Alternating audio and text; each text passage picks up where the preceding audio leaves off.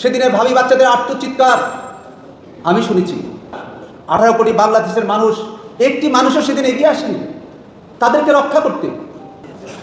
BDR সৈনিকরা তাদের নির্দোষ, তারা অসহায়, নির্যাতিত, এবং যত দোষ হচ্ছে বিডিআরের পেছনে নিয়োজিত সেনা অফিসারদের।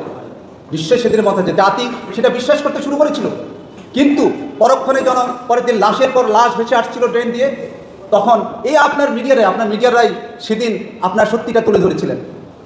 সত্যিটা তুলে ধরেছেন জাতির কাছে, কারা নির্যাতিত সত্যিকারে আর কারা হত্যা করেছে। কিন্তু দুঃখের বিষয়, আজ 15 বছর পর যেন সেই দৃশ্যটা আবার পাল্টে যাচ্ছে। সত্যি এটা আমাদেরকে অত্যন্ত ব্যথিত করে। আমরা চাই আপনার সত্যটা তুলে ধরুন। সেদিন পিলখানার ভিতরে যারা ছিলেন, যারা নির্যাতিত হয়েছেন, এবং পিলখানা পরবর্তী যারা বিচার কার্যে সংশ্লিষ্ট ছিলেন, তারাই জানেন আসলে সত্যিটা কি। কিন্তু অত্যন্ত দুঃখের বিষয়, আজকে যারা পিলখানার ভিতরে ছিলেন না, যারা বাইরে ছিলেন, বিচার কার্যের সাথে জড়িত ছিলেন না, তারা বিভিন্নভাবে বয়ানের চেষ্টা করছে, জিনিসটাকে বিভিন্নভাবে পোর্ট্রেট করার চেষ্টা করছে। সেটা সত্যি দুঃখজনক। তাই আমরা যারা সেদিনের ভুক্তভোগী, ভিকটিম, তারা আপনাদের কাছে কিছু জিনিসটা তুলে ধরতে চাই, আর কিছুটা যেটা সত্যিটা আসলে। আমি ওই 25 তারিখ ভোর 6টা থেকে 26 তারিখ 6টা পর্যন্ত পিলখানার ভিতরে ছিলাম, এবং বিডিআর সৈনিকদের চরমভাবে নির্যাতিত। শুধু আমি নেই, আমার ছোটো ছোটো 2টি বাচ্চা এবং আমার ওয়াইফ, সবাই আমরা নির্যাতিত, 36 ঘন্টার নির্যাতনের মধ্যে ছিলাম। তো আমি পরবর্তী তদন্ত কাজের সঙ্গে জড়িত ছিলাম, যার জন্য আমাদের অনেক কিছু জানা আছে। সেদিন হেন কোনো অপরাধ নাই বিডিআর সৈনিকরা করে নাই। একটি সুশৃঙ্খল বাহিনীর অস্ত্রাগার গোলাবারুদ লুটের মাধ্যমে তাদের অপরাধ শুরু হয়। তারপরে কি হলো, বিডিআর দরবার হলে যখন ডিজি দরবার নিচ্ছিলেন, সৈনিক মঈন যখন তার পিছনে গিয়ে অস্ত্র তাক করলেন, তারপরে পেন্ট হয়ে গেলেন, কি করলেন, সৈনিক মঈনের অস্ত্রটা একজন অফিসার তুলে নিলেন, তুলে নিয়ে বললেন, স্যার এটা আমরা ইউজ করি, তারা গুলি করছে।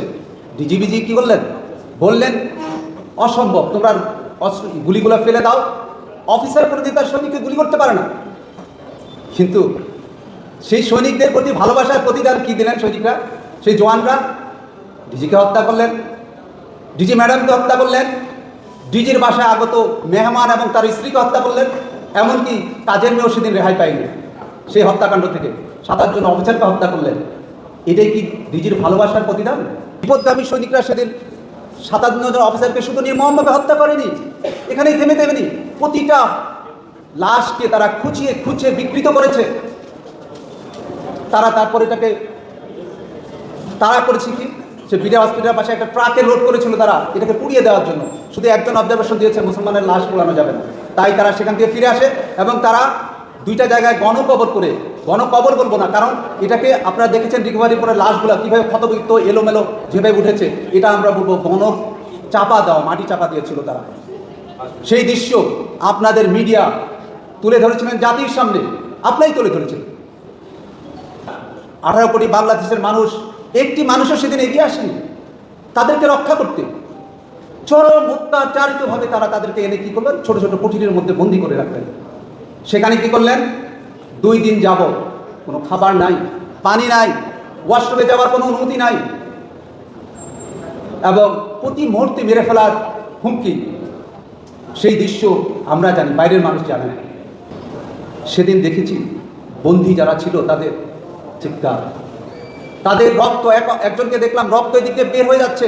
এটা 25 তারিখ রাতের কথা বলছি আমি। সে ঘুমাচ্ছে, আমি মরে যাবো, আমাকে হসপিটালে নিয়ে যান। তার মাথা ফেটে দিয়ে রক্ত বেরোচ্ছে। 26 তারিখের সকালে দিয়েছি, সালাম স্যার এখানে আছেন, সারা শরীর রক্তাক্ত। হায়রে সভ্য পৃথিবী, এই আহত মানুষগুলোকে সেদিন হসপিটালে যেতে দেয়নি। হসপিটালে যাওয়া দূরের কথা, 1 ফোঁটা পানি পর্যন্ত দেয়নি। এই অত্যাচারের কাহিনী আসলে সারা রাত দিন বললে শেষ হবে না।